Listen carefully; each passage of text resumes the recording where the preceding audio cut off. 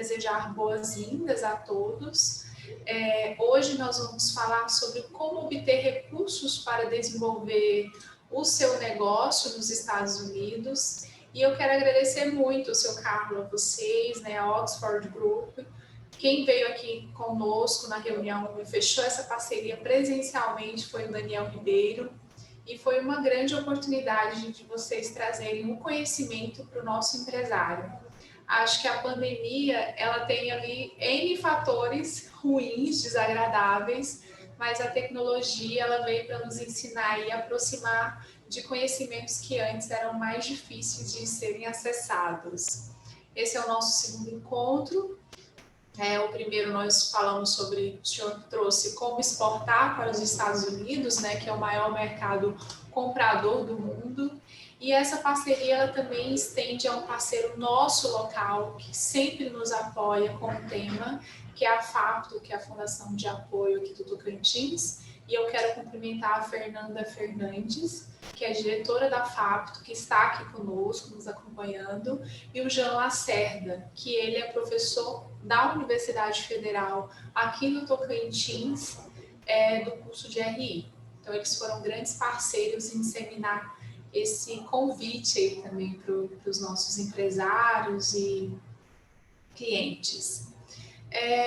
Eu não quero me alongar muito, mas eu só queria reforçar aqui para vocês, né, empresários que estão nos acompanhando, queria deixar a mensagem que nós temos uma área aqui na Federação das Indústrias, que é o CIM, é o Centro Internacional de Negócios, no qual a gente prepara, auxilia esse empresário a exportar os seus produtos. Nós realizamos cursos, inclusive nós estamos com um pacote que é exportação passo a passo, formação de preço, adequação de embalagem, tudo é AD, fizemos essa adaptação. Também fizemos alguns encontros, rodadas de negócios virtuais, já que a gente não consegue fazer aí missões prospectivas, fizemos já para o segmento de alimentos e bebidas, que é muito forte aqui no nosso estado, e também para o segmento estamos em andamento essa semana, fazendo as rodadas de negócios online para o segmento de confecção, de moda. E, de maneiras subsidiadas, nós também elaboramos um plano de internacionalização. Se vocês tiverem interesse, a gente vai ter o maior prazer de atendê-los. E agora eu vou numa difícil missão, resumir aqui o currículo do senhor Carlos. Carlos Barbieri é consultor, jornalista, analista político, palestrante e educador, empreendedor e líder de muitas organizações relacionadas ao Brasil, que é o seu país de origem.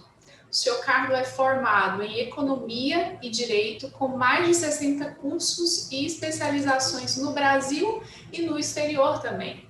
Cursos esses que foram realizados em diversas instituições, FGV, UNB, Mackenzie, Universidade de Chicago, Harvard, MIT, enfim. Foi difícil a missão, viu, seu Carlos, de resumir o seu currículo. A primeira palestra foi excelente, eu tenho certeza que o senhor vai trazer muito conhecimento para nós nessa tarde do dia 2 de dezembro. Estamos encerrando esse ano tão difícil. É com o senhor. Muito obrigado, Amanda, muito obrigado a todo o seu esforço aí para organizar esse evento, as entidades que você liderou para estarem presentes também no evento. Seguramente essa apresentação não se resume aos presentes, eu tenho certeza que o vídeo poderá ser disponibilizado a outras pessoas que se interessam. E o tema de hoje é bem importante que a gente comece analisando de que quando se fala de internacionalização, se está falando de você criar um processo de presença da empresa, do empresário, do empreendedor a nível internacional, porque nós sabemos, e ninguém mais do que o brasileiro sabe, que a instabilidade dos países ainda em fase de desenvolvimento, como é o caso do Brasil, ele é muito grande, né? Então, por exemplo, hoje nós temos um valor da soja relativamente alto. Nunca antes, nesse país, nós tivemos um valor da soja tão alto, né? Mas Nós sabemos que também agora, a partir do momento em que nós teremos uma mudança na política americana, e provavelmente deverá terminar essa tarifa extra que os Estados Unidos impôs à China, em contrapartida, a China deve tirar o subsídio, ou melhor, o gravame que ela colocou na exportação da soja americana de 25%. Isso deverá refletir, infelizmente, numa perda de valor dos nossos produtos agrícolas exportados para a China, porque é uma questão simplesmente aritmética, certo? Na medida em que você tenha um produto que o preço balizado é o preço americano mais 25%, quando você tira esses 25%, ou parte dela, isso faz com que o preço da commodity internacionalmente baixe, certo? E, infelizmente, para o Brasil, nós vamos poder enfrentar uma diminuição do valor do produto natural. E quando se fala, então, em internacionalização, se fala no sentido de vermos de que forma nós podemos fazer com que a empresa, a partir de uma base fora do território do país, possa se beneficiar de uma série de incentivos que vão dar estabilidade, perenidade à atividade produtiva, certo? Isso é uma coisa muito importante de se levar em conta, porque muitas vezes a pessoa fala a internacionalização é tirar o dinheiro do Brasil. Né? Internacionalização é fazer voltar mais dinheiro para o Brasil, mais dinheiro para o empresário, mais dinheiro para o consultor, porque a partir dessa internacionalização ele vai se fortalecer. E como diziam os nossos avós, pais, nunca a gente deve colocar todos os ovinhos na mesma canastra, porque isso acaba colocando em risco, se cair a canastra, nós perdemos todos os ovos.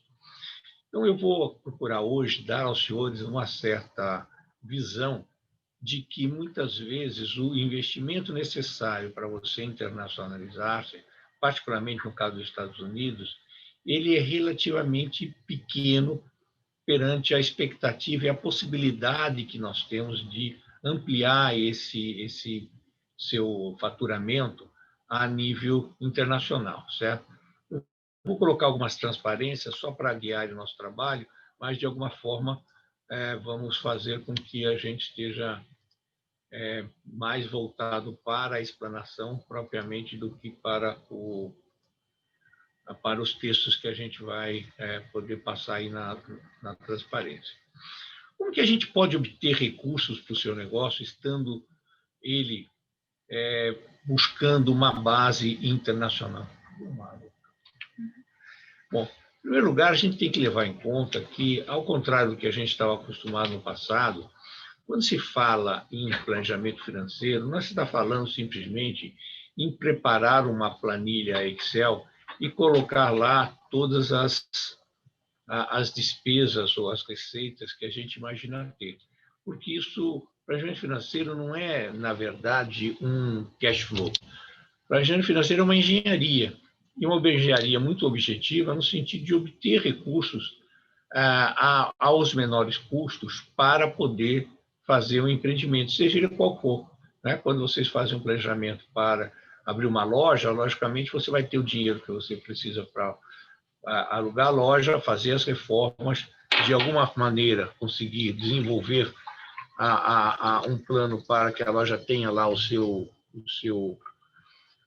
estoque básico, e depois vocês vão, logicamente, contando com a presença do capital de terceiros, que são aqueles que vão fornecer o produto para 30 dias, 90 dias, consignação, etc. Então, essa mesma cabeça que a gente tem que levar em conta para efeito de um empreendimento, às vezes na nossa própria cidade, é aquilo que a gente tem para fazer um empreendimento internacional, certo? Então, como é que a gente calcula mais ou menos isso? E veja, eu não quero deixá-los desconfortáveis, ao contrário, eu quero criar para os senhores uma segurança que empreendimento, particularmente nos Estados Unidos, é muito menos capital próprio e muito mais uma engenharia financeira para desenvolver o negócio. Desculpe, aqui está frio, mas está seco. Mais seco ainda porque tem um ar-condicionado para esquentar, né? Bom, o que acontece? Nós, quando vamos fazer um projeto, você vai ter praticamente alguns itens a considerar. Primeiro, quanto capital próprio, quer dizer, quanto o senhor dispõe de capital para poder fazer um investimento para internacionalizar a sua empresa. Depois, o segundo passo, que é muito importante, porque pouca gente leva isso em consideração, é como é que eu transfiro o crédito que eu já tenho no Brasil para fazer meu empreendimento fora. Isso é a essência do negócio, de tal maneira que o senhor não restrinja a sua capacidade de desenvolvimento da empresa no Brasil ao total do capital necessário para desenvolver a sua atividade fora. Por quê? Porque nós temos várias metodologias, e eu faço isso há mais de 30 anos nos Estados Unidos, de que o capital que o senhor tem mais a transferência do crédito que a empresa já tem, é aí que vai representar realmente o capital disponível. Porque muitas vezes você tem uma plantação de soja, ou você tem uma indústria, ou tem uma loja de comércio, essa atividade comercial ou industrial sua acabou gerando no seu banco uma capacidade de endividamento, que o senhor pode utilizar no mercado interno, ou o senhor pode conseguir que esse crédito que o senhor gerou ao longo da sua história possa ser utilizado e transferido para os Estados Unidos. Então, faça um exemplo numérico, certo? Se você chegar nos Estados Unidos, sempre uma operação vai querer o que a gente chama de colateral, né, em português, né? Você vai ter que dar uma base de garantia colateral.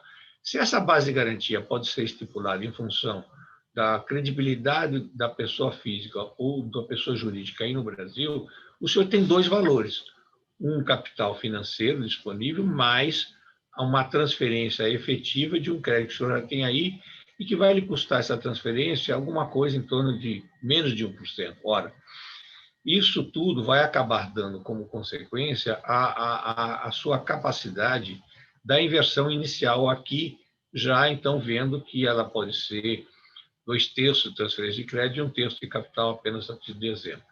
Aí você vai procurar os apoios locais, certo? Porque ninguém vai dar, logicamente, recursos para uma empresa que está nascendo, que não mostrou a que veio, não deu provas da sua capacidade. E aí vocês vão procurar apoio lá, ou em associações, ou através de parceiros, ou através de operações bancárias que podem ser obtidas normalmente. A partir do momento que os senhores têm aqui nos Estados Unidos uma presença, uma história, aí nós podemos ir, e isso vai dentro de qualquer plano estratégico de entrada no mercado, aos órgãos públicos. Os Estados Unidos é muito aberto à alavancagem dos negócios. No Brasil, nós acostumamos-nos a temer a dívida e a alavancagem, porque com esses juros malucos que nós tivemos passado, uma inflação que chegou a passar de 1000% ao ano, e assim sucessivamente, a alavancagem se tornou um risco para o negócio. Aqui nós entendemos que se o capital não é suficiente, alavancar no mercado é normal. E o governo entende e apoia, e nós veremos um pouco mais para frente de que maneira, certo? Então, o senhor somando o capital próprio, como eu estava dizendo, e a transferência de crédito, o senhor vai ter a base inicial da sua operação aqui. A partir daí, a gente tem que entender bem como é que nós construímos crédito nos Estados Unidos. Os senhores que são mais jovens, talvez não se lembrem, mas antigamente, nesse país, o crédito advinha apenas do fato de o senhor não pagar a conta atrasada. Meu primeiro American Express, de 1970 e alguma coisa, 78, eu acho, ele foi passando de verdinho para douradinho, de douradinho para quase prateado, de uma maneira muito, muito simples. Bastava, 78, só para confirmar. Era uma coisa muito fácil. Bastava não atrasar e o seu crédito estava estabelecido. Hoje, como eu estou mostrando no quadro, apenas 1/3 do seu crédito advém da inadimplência não existente, certo? Ou seja, você não atrasou. Os outros 70% ou 65% advém de uma série de fatores diferenciados. Primeiro, o tipo de crédito utilizado. Depois, quanto de crédito novo o senhor está buscando no mercado. Qual é a duração desse seu histórico de crédito? É 1 ano, 2 anos, 5 anos, 9 anos, etc. E, principalmente, de que maneira esse crédito foi utilizado. Ou seja, se você está utilizando mais do que 30% da sua capacidade de endividamento, você já tem um menos na sua conta, certo? E como aqui nos Estados Unidos o crédito não é dado para a pessoa jurídica, em princípio, mas sim o sócio dessa pessoa jurídica é aquele que vai gradualmente criar essa base de crédito, é que vocês vão ver que é muito importante ter isso. Por exemplo, eu tenho 850 de meu índice, que é essa parte melhor. Ora, mas isso não quer dizer que eu chegue a um banco com o melhor valor de crédito possível e eles vão me dar $1 milhão porque eu nunca atrasei, porque eu não uso meu crédito, etc. Eles vão fazer uma análise. E todos esses itens vão entrar. Se eu vou comprar um bem que ajuda na garantia, evidentemente eu vou obter um crédito mais barato, certo? Então, se eu vou comprar um carro, por exemplo, eu vou pagar 1% ao ano, mais ou menos, 1,2%. Se eu vou comprar uma casa, eu pago hoje 2,7% ao ano de mortgage. Mas, se eu sou novo, ou se eu não cumprir essas regras que vocês estão vendo aí no seu computador, evidentemente, esse valor pode aumentar. Todo mundo tem crédito no país. O senhor pode pagar para comprar um carro desde um juros de 1% ao ano até um juros de 29% ao ano. Depende se o senhor tem crédito, não tem, ou se houve uma deterioração do crédito, certo? Aí, quando o senhor vai buscar o apoio local, aqui dentro do planejamento que o senhor faça, aí o senhor tem que lembrar o seguinte: cada item é possível utilizar o seu capital de giro próprio, evidente, mas, da mesma maneira que o Brasil, aqueles que vão prover máquinas, equipamentos, serviços, e principalmente as suas despesas, podem ser obtidas através de terceiros. Então, você vai gastar, digamos, $100 mil no seu negócio, mas nesse negócio está incluído compra de máquinas, que você vai poder comprar a 2, 3 ou 5 anos de financiamento, a contratação de serviços para fazer o seu prédio, e assim sucessivamente. Tudo isso a gente tem que levar em conta que é financiável, é da cabeça do empreendedor americano que as pessoas precisam de dinheiro e ele tem que ter capacidade de bancar para poder pegar o negócio.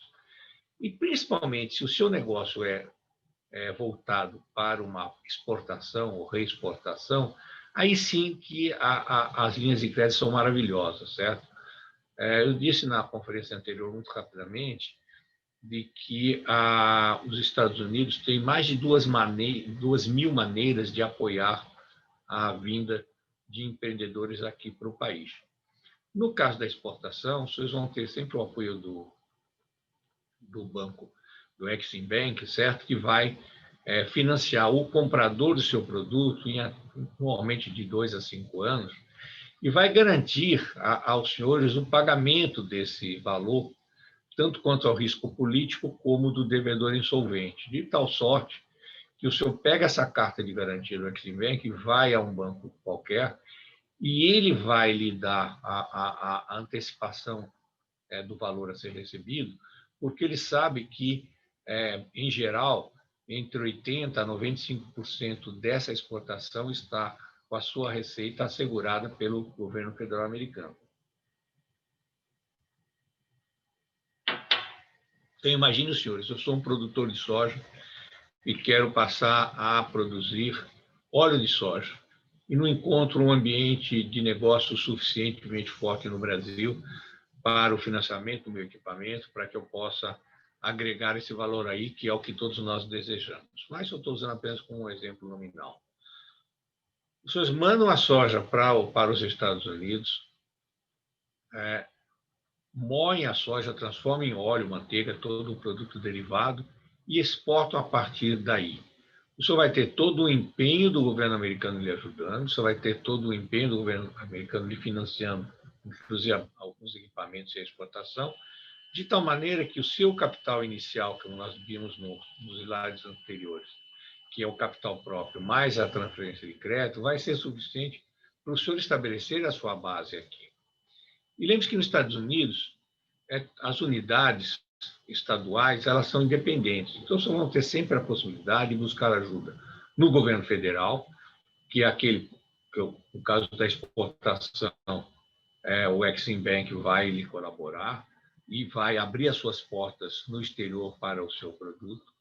Tem os apoios estaduais, então, na Flórida, nós vamos ver mais para frente, a Enterprise Florida financia muito das suas atividades, ou financia, ou doa o terreno, ou paga parte da folha, ou faz uma série de coisas aqui.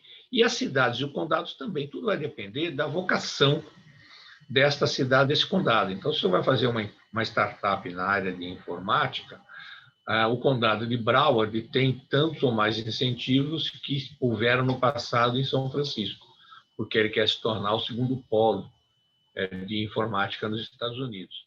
Se você vai estabelecer uma indústria cinematográfica, o senhor vai para Orlando e vai ter no condado de Orange County uma quantidade de imposto tão grande que fez com que Orlando hoje se tornasse o maior local de produção de filmes dos Estados Unidos, muito à frente, inclusive, da presença internacionalmente conhecida da Califórnia, em Los Angeles, certo? Vocês vão ter, de alguma forma, a presença do estado em geral da Flórida, mas a cidade de Orlando, que se tornar a primeira referência americana e já se tornou. Em termos de faturamento, Orlando fatura mais em filmes do que a Califórnia, certo? Por quê? Porque ele pegou um nicho de mercado, que é a produção de filmes para a televisão, para a propaganda, e foi para frente, certo? Bom, aí vamos tentar recapitular um pouco aqui. Se você supostamente vai precisar investir alguma coisa em torno de 100 mil, por qualquer razão, entre esse dinheiro necessário e o dinheiro que os senhores vão colocar, vocês vão ver que só uma pequena parcela dele é aquela a fase inicial que eu lhe digo, que é o seu capital mais a transferência de crédito. Porque ao longo, seguramente vocês não vão fazer um planejamento para 5 dias, vão fazer um planejamento para 5 anos, a partir do início da atividade e da geração de receita, vocês vão ter tal aporte e possibilidades aqui que, evidentemente, os investimentos necessários, principalmente a partir do segundo ano, vocês vão obter todos no mercado local, certo? Bom, então, aí que a gente vai ver que desses, eventualmente, 100 mil que vocês precisariam para o seu negócio, talvez com 10 mil, o senhor estaria já capacitado a dar início ao seu negócio aqui nos Estados Unidos, certo? Bom, eu cito a seguir algumas das formas que que o Enterprise Florida, que é este órgão, que até o próprio secretário do Estado aqui da Flórida de Comercial e também o presidente executivo da Enterprise Florida estiveram participando do seminário aí de Tocantins na vez anterior, certo? Vão poder ver de que maneira e para que setores, logicamente, a Enterprise Florida tem interesse em oferecer uma linha de crédito mais significativa. Por quê? É parte da preocupação aqui, logicamente, desenvolver aquilo que interessa ao Estado, certo? Então, vocês veem aí na tela uma série de formas diferenciadas de obter o crédito aqui. Se eu vou estabelecer uma atividade rural, se eu vou dar uma atividade referente ao desenvolvimento ferroviário, rodoviário, à fábrica, como disse aos senhores, de transformação de produtos in natura em produtos exportáveis e assim sucessivamente. No final das contas, quando o senhor vai buscar um apoio da Enterprise Florida, que é um dentre os milhares de outras formas de o senhor conseguir apoio, eles vão balizar-se mais ou menos da mesma forma. Quantos empregos vão gerar, qual o valor do investimento final, incluindo o seu e o deles, e qual é a capacidade de exportação desse produto. Esses são os 3 itens básicos que vão ser analisados em qualquer forma de obtenção de crédito aqui no país, certo? Por que eu coloco em destaque o Small Business Administration? Porque o SBA é o órgão que, ao longo das últimas décadas, tem dado mais apoio para o desenvolvimento de negócio. É um órgão federal que, além deles ajudarem na preparação do seu plano de negócio, preparando as suas demonstrações financeiras, ele ajuda a obter o financiamento, dando para o financiado, ou seja, para os senhores, a garantia do governo federal. Logicamente, não é chegar aqui e pedir ao SBA, ele não vai dar nada, não sabe quem é o senhor, certo? Mas, na medida em que o seu empreendimento tenha confirmado que ele existe, que já está gerando, que tem um plano de crescimento bastante claro e viável, ele vai buscar, junto ao governo federal, uma garantia de até 75% do valor que o senhor precisa para desenvolver o seu negócio, para criar um novo galpão, para contratar mais gente, para fazer um plano de marketing, fazer um plano de exportação, ou seja lá, aquilo que for necessário. Por quê? Porque o SBA está garantindo essa operação junto ao mercado em geral e aos bancos em particular, de maneira que o seu custo financeiro final seja menor, porque você terá 3/4 partes praticamente do seu empréstimo garantido pelo governo federal, que é que ele paga, certo? Então, é uma garantia sólida, vai diminuir os seus juros e a quantidade de recursos que o senhor vai ter que alocar para dar a garantia colateral é apenas 1/4 do total do empréstimo que os senhores vão fazer. E, com isso, logicamente, os senhores vão ter a vantagem de poder usufruir de uma linha de crédito com juros mais baixos e colocar menos valores em garantia, disponibilizando o resto do seu patrimônio para outras operações, ou mesmo não disponibilizando para entrar no risco do seu negócio, certo? Bom, dentro do SBA, seguramente a partir do segundo ano, em qualquer projeto que nós tenhamos feito aqui de internacionalização, a gente usa o SBA, o senhor tem, em princípio, a certeza de que a pequena empresa, e aqui a pequena e média empresa nos Estados Unidos, vejam os senhores, tem um contorno um pouco diferente no Brasil. Aqui é considerado pequena empresa aquelas que têm menos de 500 empregados, ou seja, é um padrão diferente de aferição de pequena empresa que nós temos nos Estados Unidos, daquela que nós conhecemos aí no Brasil. E no SBA você vai encontrar financiamento para as pequenas empresas, programa de pesquisa para inovação das empresas, programas para comprar transferência de tecnologia para que elas venham para cá.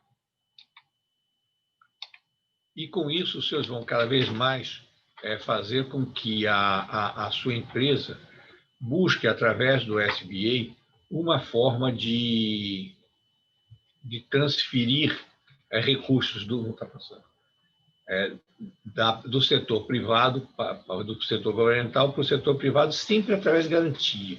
E não há praticamente aquela vontade de fazer com que o empresário venha a necessitar de aportar recursos. E o governo também não quer que vocês usem todo o seu capital disponível apenas para comprar inovações, ou fazer instalação industrial, ou buscar a exportação de seu produto. Então, eu quero deixar na cabeça dos senhores que, entre todos os seus parceiros de negócio aqui, além, logicamente, do seu consultor, da empresa com a qual vocês desenvolvem o projeto, as áreas públicas, sejam federais, estaduais, do condado ou da cidade, seguramente estarão acompanhando o seu projeto desde o início, inclusive com outras atividades. Aqui na minha cidadezinha, Boca Raton, a cidade tem uma pessoa encarregada de fazer o quê? Ver todos os negócios que estão na cidade e de que maneira essa cidade, de alguma maneira, pode ajudar a que o seu negócio possa ser desenvolvido com outras atividades aqui. Vou dar alguns exemplos reais. Nós temos uma empresa para cá que faz purificação de água. Imediatamente a prefeitura colocou ela no programa de purificação de água dela, para demonstrar o interesse da prefeitura. Após a comprovação da qualidade do produto, ela passou a desenvolver um contrato de 6 meses, depois de 1 ano, e agora já está em 10 anos, o que vai dar credibilidade para essa empresa no seu desenvolvimento dentro do país. E, adicionalmente, ela está buscando o quê? Fazer o contato com os potenciais usuários desse serviço, no caso, empresas do ramo de papel e celulose, os municípios que precisam de purificação de água, para implementar o seu produto. Então, quando nós falamos em financiamentos, investimento, empréstimos, etc., aqui nós não estamos falando apenas de recursos financeiros, nós estamos falando em apoio real para o desenvolvimento do seu negócio no país. Há uma pessoa que está nos ouvindo, nós estamos fazendo um projeto com ele, eu peço aos senhores o direito e a responsabilidade de manter um sigilo. Ele faz peças em São Paulo, no interior de São Paulo, e quer se transferir para os Estados Unidos no sentido de desenvolver as suas atividades aqui a partir do mercado americano. E que talvez, ao longo do tempo, ele careça de empréstimos para desenvolver. Ele vai ter os empréstimos para exportar esse produto para motocicletas para qualquer país do mundo, ele vai ter o apoio do governo americano financeiro para criar os seus websites em árabe, em chinês, o que for necessário para poder colocar. Ele vai ter o apoio, e tudo isso significa dinheiro, esse é o ponto principal da nossa conversa hoje, certo? Ele vai ter o apoio do governo federal americano para marcar as reuniões com os principais potenciais compradores do seu produto nos 200 países do mundo. Ele vai ter um financiamento, provavelmente 100% para participação em feiras e eventos internacionais, que devem voltar a existir, para colocar o seu produto fora. E vai ter o apoio para que os fornecedores das peças básicas dele entreguem os produtos aqui como fabricante, evitando, assim, ao longo do tempo, que ele se mantenha dependente de um distribuidor. E essa é a cabeça do governo americano para isso, certo? Eu sempre gosto de usar o exemplo do Rick Scott, o governador da Flórida, que ao longo dos 8 anos de mandato se reunia conosco pelo menos a cada 3 meses. E sempre a pergunta básica que ele tinha, as 2 perguntas básicas que ele tinha eram: 1, o que eu posso fazer para suas empresas darem mais lucro? 2, minhas empresas, meus clientes. 2, o que é que eu posso fazer para gerarem mais emprego? Acabaram as perguntas do governador. A partir daí, a gente apresenta a ele um plano de negócio da empresa em que a gente vai dizer: olha, eu quero instalar essa fábrica de peça para motocicleta ali, mas o condado onde eu preciso instalar está meio chato, está com umas requisições assim meio estranhas e tal.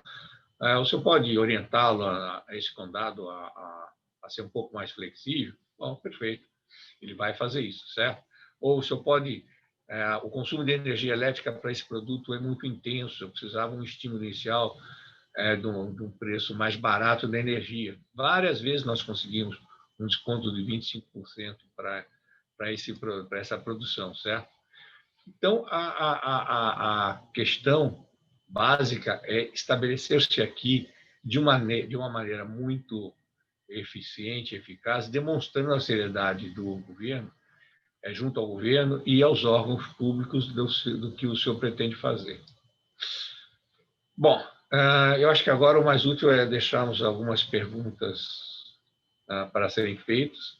Se algumas não puderem ser respondidas, seguramente, através do nosso colega local, Daniel, vocês podem encaminhar e a gente vai responder. Mas eu já tenho uma aqui na tela. A pergunta é a seguinte: em uma das suas afirmações, entendi que o governo americano tem disponibilidade para pagar a folha de pagamento da minha empresa. Isso procede? Eu entendi corretamente? Perfeito, o senhor entendeu parcialmente corretamente. Desde que o empreendimento tenha no seu quadro pessoas que sejam de remuneração elevadas, vamos usar um exemplo real, né? A Embraer estava aqui na Flórida, instalada em Fort Lauderdale, e ela ampliou a sua atividade para Melbourne. A Embraer só emprega engenheiros aeroespaciais, na sua maioria. Então, é um emprego de alto poder aquisitivo, que custa muito para a empresa. Na negociação feita, o que se obteve?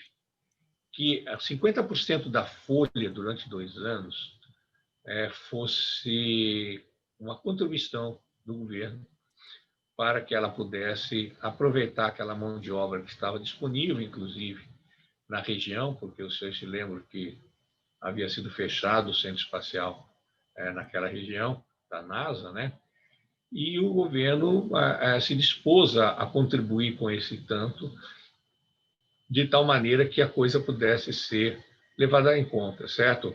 Como na viabilidade do negócio.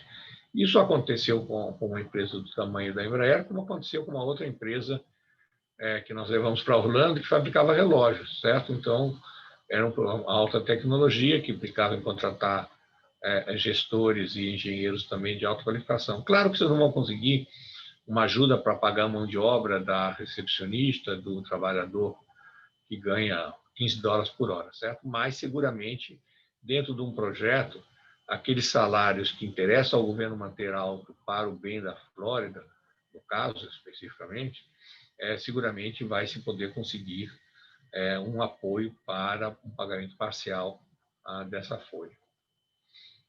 Aqui uma segunda pergunta da Amanda. Como o senhor visualiza a relação comercial do Brasil com os Estados Unidos diante da atual mudança de governo? Olha, é uma pergunta interessante. Nós teremos uma mudança provável em o Biden sendo impostado, certo? É muito grande, certo? Veja que a política toda do governo atual é no sentido de acordos bilaterais. Nós estamos, inclusive, caminhando para fazer um acordo de livre comércio entre o Brasil e os Estados Unidos, que iria gerar a possibilidade de exportação, principalmente de manufaturados, sem nenhuma restrição por parte do governo americano, e vice-versa. Eu não sei quanto a indústria brasileira estaria disposto a aceitar esse tipo de acordo. O governo Biden ele é fundamentalmente globalista. Ele vai buscar retornar os Estados Unidos a acordos globais. Então, ele vai pressionar em torno de que o Mercosul se reorganize, que a Argentina volte para dentro do mercado.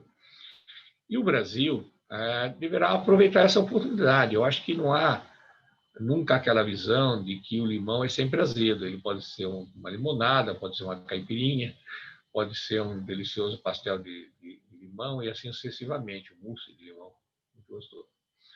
O que eu imagino que vai acontecer com essa relação, certo? Os governos vão ter que se adaptar à realidade um do outro. Eu dizia ontem na apresentação que eu fiz em Manaus que o estado do Amazonas ganhou com relações públicas internacional. Tudo que for carimbado como da Amazônia seguramente vai encontrar um ambiente favorável no mercado mundial para ser consumido e comprado. Isso vai ajudar demais da conta a exportação, não só da indústria manufatureira de Manaus, que poderá voltar-se para a exportação em vez de trazer o produto para o mercado interno brasileiro, mas principalmente o estabelecimento de indústrias de biotecnologia lá no estado da Amazônia, exportando sabores, produtos alimentícios e principalmente cosméticos. Eu acho que vai ser um boom de exportação se a Amazônia conseguir se organizar para usar isso aí. A indústria, de qualquer maneira, americana, cabe a nós atrairmos essas que estão fugindo da China para se ancorar em outros países para poder seguir utilizando da sua entrada no mercado americano. Veja, os senhores, ainda hoje os Estados Unidos exporta 100 e poucos bilhões de dólares para a China, importa 470, apesar de toda essa guerra. E os Estados Unidos quer e precisa, independentemente do governo, preencher uma parte dessa diferença com produtos vindos de outros países para não ficarem financiando a capitalização da China. Eu tenho a impressão que o Itamaraty tem quadros muito capazes. Ontem nós tivemos aqui no escritório com nos visitando o presidente da Apex americana.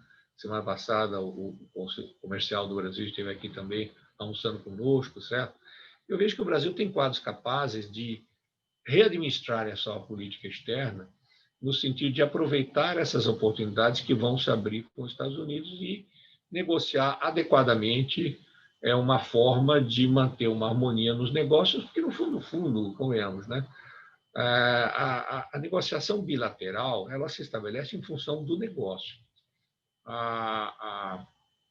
É uma questão de ter habilidade de manter essa forma de trabalho com o governo americano de uma maneira produtiva. Eu não vejo que nós teremos grandes entraves. Eu acho que vai haver atraso. Esse acordo de livre comércio que estava pronto para sair, no final acabou não sendo viável no tempo pequeno que houve, mas seguramente nós vamos ter alguma demora nisso, porque vai ter que ser renegociado. Tem uma outra pergunta aqui que diz o seguinte: qual a perspectiva de desenvolvimento de negócios na área do turismo na Flórida? Esse mercado mostra-se promissor no pós-pandemia? Há um espaço para empreendimento brasileiro nessa área? Olha, eu diria o seguinte: não há mal que não venha para bem, né? Hoje nós temos uma grande oportunidade do empreendimento na área de turismo aqui na Flórida. Os senhores têm players que saíram, que vão sair, e o brasileiro nunca vai abrir mão da possibilidade de vir à Flórida, assim como pessoas de todo o país. Os senhores têm ideia da importância do turismo brasileiro na Flórida? O próprio governador me disse no jantar na casa dele que a Flórida devia 320 mil empregos aos turistas brasileiros que vêm para cá. Então, essa área é extremamente promissora. Claro que nós temos que nos adaptar à nova realidade.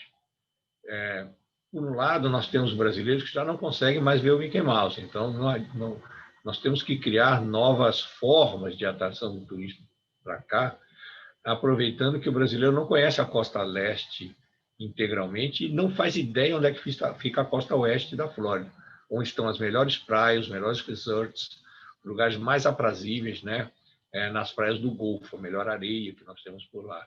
Então, o turismo para cá, o turismo de negócios para a Flórida também, é extremamente atraente. E, tirado esse terror implantado em torno do vírus, queremos ou não, vem essa vacina aí para colocar o problema no lugar, todo mundo volta a voar, todo mundo volta a viajar, e você vai ter, inclusive, uma demanda reprimida ao longo de um ano que vai querer voltar a viajar. Vão haver restrições, quem não vacinar não entra no avião, e assim sucessivamente, certo? Mas eu creio que a gente volta rapidamente, não só a 1.300.000, 1.600.000, que era o número base de brasileiros que vinham para cá, como esse número vai ser superado. E a Flórida tem essa realidade natural, né? Um calor permanente, menos hoje que está um frio aqui para Esquimó, está 11 graus, mas está um sol lindo lá fora, certo? Todo mundo está passeando, não tem garoa nem chuva, certo? Então, eu diria aos senhores que eu vejo com uma perspectiva enorme, além das oportunidades, porque aqueles que não se prepararam para uma crise estão querendo se desfazer do negócio. Então, há um espaço em compra de hotéis aqui por preços extremamente interessantes, para investimento na área de transporte para turistas e assim sucessivamente. Eu realmente, a quantidade de ofertas que eu tenho para entrar aqui, eu diria que supera qualquer expectativa. Aí vem as perguntas seguintes: existem programas de incentivos fiscais definidos para pequenas empresas? Claro. Se vocês têm ideia, nós temos aqui 42 tipos de empresas nos Estados Unidos, desde as corporações até o que nós chamamos assim, as pequenas empresas, a S-Corp, que paga menos imposto, a contabilidade é mais barata e assim sucessivamente. Como, na verdade, a pequena empresa, ou seja, aí vocês vão pular para a resposta mais fácil. Nenhuma empresa americana, a não ser as corporações tipo Ford, etc., paga imposto. O americano não foi brilhante, como o governo brasileiro, em criar impostos. Ele parte do pressuposto seguinte: o imposto atrapalha a geração de emprego e a geração de riqueza. Então, outro dia até teve um empresário de São Paulo que me ligou, falou: eu queria que o senhor me desse assim, umas 4 horas de consultoria para me explicar o sistema tributário americano que eu vou enfrentar com a minha empresa aí. E eu falei para ele: vamos reduzir a 4 minutos, em vez de eu pagar $400 a hora, se eu me pagar $50, porque o sistema tributário americano é simples, não tem imposto, né? É para pequena ou grande empresa, desde que ela seja uma limitada, desde que eu opte pelo sistema de empresa limitada, o empresário não paga imposto. O americano não foi criativo, tem o PIS, o CONFINS, o ICMS, o Imposto sobre Produtos Industrializados, etc. Isso é uma fanfarronada brasileira, um monte de jabuticabas que nós fomos colocando na nossa árvore produtiva, que só tira dinheiro do empresário, não gera nada para ninguém, a não ser emprego público. Que me perdoem os funcionários, nada contra eles, é o que foi criado. Então, a pergunta simples para o senhor é o seguinte: não precisa haver incentivo fiscal para a pequena empresa, porque ela não tem imposto, certo? Ela simplesmente não paga imposto. Quem vai pagar imposto é o sócio, se a empresa der lucro, e ainda se compensa todas as despesas que o senhor teve em juros, em médico, etc., e mais ainda, todas as despesas que o senhor, por acaso, teve, no caso, por exemplo, do nosso grupo, a Oxford, nós temos 10 empresas. Cada uma delas tem a sua vida própria, etc. No final do ano, se alguma empresa está em fase de crescimento, ela está dando um custo maior do que a receita, ou seja, está dando um prejuízo, ela vai colocar na minha declaração um valor negativo, que vai compensar os valores positivos das outras empresas, porque o governo entende o seguinte: o pagador é um só. Se ele está empreendendo e, por conta do empreendimento, ele não está tendo lucro ainda, ou ele não paga o imposto, ele compensa o prejuízo de uma empresa no lucro da outra. Não é como no Brasil, que se você teve lucro, sorte do governo; se você teve prejuízo, azar seu, porque você vai pagar de qualquer maneira na empresa que teve lucro, não. Aqui não se paga isso de maneira nenhuma, certo? Bom, próxima pergunta: como é que eu faço para acessar o serviço da Oxford? Nos escreva, fale conosco. O nosso website é www.oxfordusa.com, bem simples. Ou procure o Daniel Ribeiro aí em Tocantins, ele pode lhe ajudar a fazer contato conosco, certo? Próxima pergunta: o webinar está sendo gravado? Sim, ele está sendo gravado. Um cliente meu não conseguiu assistir, me pediu para assistir depois. Perfeitamente. Nós vamos disponibilizar, através dos licenciados da Oxford, além de Tocantins, a gravação desse evento. Pode contar com isso. Nossa Senhora, vocês estão fazendo mais perguntas que Manaus inteiro. Vamos lá, bom sinal. Com essa pandemia, muitas empresas que não estavam posicionadas no digital, internet, passaram por maus bocados e várias outras fecharam. Como você vê esse mercado de marketing digital para as empresas físicas nos Estados Unidos? Eu acho maravilhoso. Eu sempre digo que o novo normal ele está trazendo vantagens e oportunidades que o velho normal não tinha. Nós tínhamos marcado para a Federação das Associações Comerciais de São Paulo 20 seminários esse ano, para as 20 regionais. Ao invés disso, nós fizemos um seminário, ou melhor, 5 seminários, para as associações comerciais. Compareceram 742 pessoas. E eu fiquei sentado nessa mesma cadeira, nesse mesmo ar-condicionado, nas 5 palestras. Então, em vez de eu viajar, eu fazer todo um esforço de presença, que seria extremamente prazeroso, certo? Em termos financeiros, zerou o custo praticamente e aumentou praticamente a nossa capacidade de comunicação. Eu acho que as empresas de marketing digital não têm limite para crescerem. Primeiro, está faltando, né? Não todas estão preparadas. Nem todas as empresas, acho que muito poucas, inclusive. E quem tem um marketing digital, ele pode operar, inclusive no Brasil. Veja no caso de exportação, certo? Os Estados Unidos tem um programa de exportação para atrair produtos do exterior para os Estados Unidos, que chama 3-to-1, em que você faz toda a sua plataforma digital no Brasil vende para o consumidor final americano, o B2C, ele embarca o produto para os Estados Unidos, ele passa pela alfândega, desde que o valor seja menor de 800 mil, sem pagar nenhum tostão. Então, você, em 3 dias, coloca o produto na casa do seu cliente final. Há certas regras, a empresa tem que estar credenciada para não colocar gato por lebre dentro daquilo que ele está mandando, o que seria possível vindo daí, certo? Mas o que importa é o seguinte, a pessoa vai poder dispor de uma facilidade de entrar nesse mercado que é enorme, é inesgotável, pelo menos a curto prazo. Faz uma pergunta aqui. O seu cliente quer comprar um produto, eu não vou mencionar aqui no ar.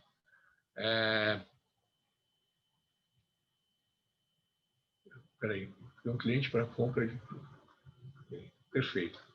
A compra nos Estados Unidos é uma coisa muito interessante, porque praticamente só tem 2 critérios. Se a compra é feita de fora,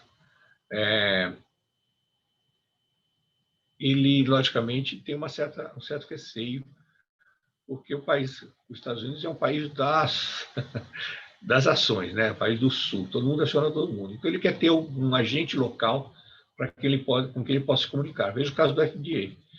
Quando houve o atentado de 11 de setembro, haviam 22 mil empresas que exportavam alimentos para os Estados Unidos. Então, a FDA falou o seguinte, olha, acabou essa conversa.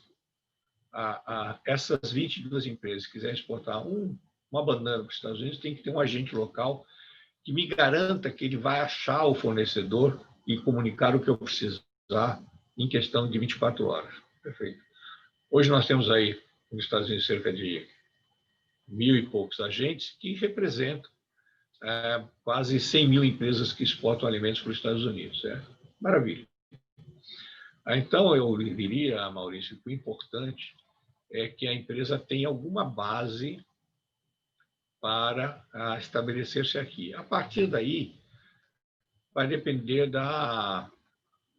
do que a pessoa quer. Vamos supor, ele quer comprar um negócio. Vocês sabem, dentro do panorama da Ox, nós temos uma empresa que é para business broker. Porque negócio nos Estados Unidos se compra através de um broker, como casa se compra através de um broker. Certo? Os Estados Unidos, ao contrário do que se pensa, é o país mais regulamentado do mundo. Qualquer tentativa de achar que aqui se faz qualquer coisa seria um erro muito grande na efetivação do negócio. O senhor tem que conhecer as regras do jogo. Passar no vermelho é multa e não tem jeitinho, né? Tem que pagar multa. Então, a conhecer as regras do jogo é o primeiro passo para não se errar, pelo menos. E para entrar no mercado americano, para comprar uma empresa, para comprar um produto, é fundamental conhecer as regras, está estabelecido aqui, e usar realmente o serviço que possa ser, digamos assim, orientado por uma empresa de consultoria que conheça o mercado. Não estou puxando a sardinha, honestamente, nós somos a maior empresa de consultoria para a América Latina nos Estados Unidos, então a gente gosta de, logicamente, nós vivemos dos clientes, mas qualquer empresa de consultoria séria, com pelo menos algum histórico, né? Só não peguem, por favor, aquele sujeito que não está nem regularizado aqui, ou está aqui há 2, 3 anos, e acha que já conhece os Estados Unidos. Isso é o maior problema que vocês vão ter se forem consultar uma empresa americana desse nível, porque ele não tem histórico, não tem experiência. E como a consultoria nos Estados Unidos é que nem o direito. Aqui, qual é a grande diferença entre o Brasil e os Estados Unidos? No Brasil, a gente tem o direito codificado. Tudo que o senhor quer saber, basta ir ao código e o senhor vai saber. Os Estados Unidos têm o direito consuetudinário, ou seja, vem através da experiência. É a prática do advogado que vai ver o que os juízes já decidiram sobre a matéria para poderem, de alguma forma, saber de que maneira eles vão oferecer o caso à justiça. Mutatis mutandis é a mesma coisa para a área de consultoria. A experiência é o que vale, certo? É aí que estão as grandes soluções ou os grandes problemas se for feito uma regra indevida. Mas conte conosco para quem precisar. Estamos abertos aqui para poder ajudar no que for necessário. Mais alguma pergunta? A gente é pontual para começar e é pontual para terminar. Beleza. Então, não havendo mais nenhuma pergunta, eu novamente quero agradecer a organização desse evento. Foi realmente uma segunda grande experiência que nós tivemos com Tocantins. Tocantins sempre nos surpreende. Algum dia eu volto aí para ir tomar um suco na beira do lago, para poder ver o pôr do sol e desfrutar desse calor, que aqui dá um frio horroroso, e poder realmente conviver com essa população tão amável de Tocantins. Diz que todo estado novo tem a mesma característica da Flórida. A gente diz que na Flórida é fácil fazer amigos, porque ninguém nasceu aqui, né? Então, a todos que chegam aqui querem criar amizades novas e reais. Tocantins é a mesma coisa. Quero desejar já a vocês muito boa sorte, dizer que vocês que estão aqui à disposição para qualquer coisa que vocês precisarem, e será realmente um prazer se eu puder ajudar a que vocês possam se estabelecer nos Estados Unidos, buscarem fontes de financiamento nesse país, desenvolver seus negócios a partir daqui. Lembre que os Estados Unidos é um país que tem 21 trilhões de dólares de PIB, ela importa 3,2 trilhões de dólares e ela tem uma renda per capita de 64, quase 65 mil dólares, o que, logicamente, dá a ideia da dimensão econômica do país. Obrigado pela atenção de todos. Quem quiser se comunicar conosco, nós estamos à disposição diretamente ou através dos nossos licenciados e, particularmente, eu espero voltar a Tocantins, se não for presencialmente, por vídeo, para qualquer nova solicitação de informações sobre o mercado americano. Até logo. Muito obrigado.